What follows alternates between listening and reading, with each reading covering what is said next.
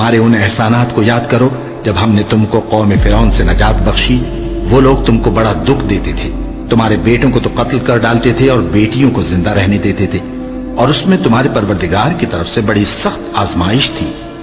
اور جب ہم نے تمہارے لیے سمندر کو پھاڑ دیا، پھر تم کو تو نجات دی اور فرعون کی قوم کو غرق کر دیا، اور تم دیکھ رہے تھے۔ اور جب ہم نے موسیٰ سے 40 رات کا وعدہ کیا تو تم نے ان کے پیچھے بچڑے کو معبود مقرر کر لیا، اور تم ظلم کر رہے تھے۔ پھر اس کے بعد ہم نے تم کو معاف کر دیا تاکہ تم شکر کرو۔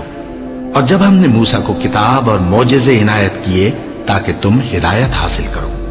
اور جب موسیٰ نے اپنی قوم کے لوگوں سے کہا کہ بھائیو، تم نے بچڑے کو معبود ٹھہرانے میں اپنی جانوں پر ظلم کیا ہے، تو اپنے پیدا کرنے والے کے آگے توبہ کرو، پھر اپنوں کو قتل کرو، تمہارے خالق کے نزدیک تمہارے حق میں یہی بہتر ہے۔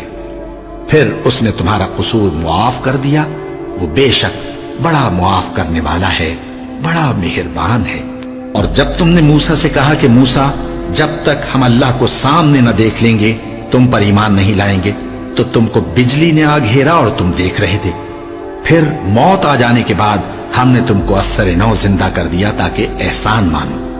اور ہم نے بادل کا تم پر سایہ کیے رکھا اور تمہارے لیے من و سلوہ اتارتے رہے کہ جو پاکیزہ چیزیں ہم نے تم کو عطا فرمائی ہیں ان کو کھاؤ پیو، مگر تمہارے بزرگوں نے ان نعمتوں کی کچھ قدر نہ جانی، اور وہ ہمارا کچھ نہیں بگاڑتے تھے بلکہ اپنا ہی نقصان کرتے تھے۔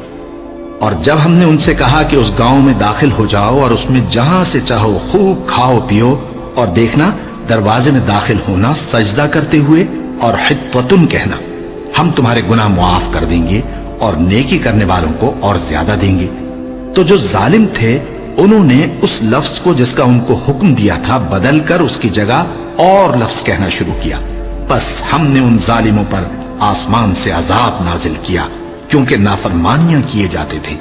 اور جب موسیٰ نے اپنی قوم کے لیے ہم سے پانی مانگا تو ہم نے کہا کہ اپنی لاٹھی پتھر پر مارو۔ انہوں نے لاٹھی ماری تو اس میں سے 12 چشمے پھوٹ نکلے، اور تمام لوگوں نے اپنا اپنا گھاٹ معلوم کر کے پانی پی لیا۔ ہم نے حکم دیا کہ اللہ کی عطا فرمائی ہوئی روزی کھاؤ اور پیو، اور زمین میں فساد نہ کرتے پھرنا،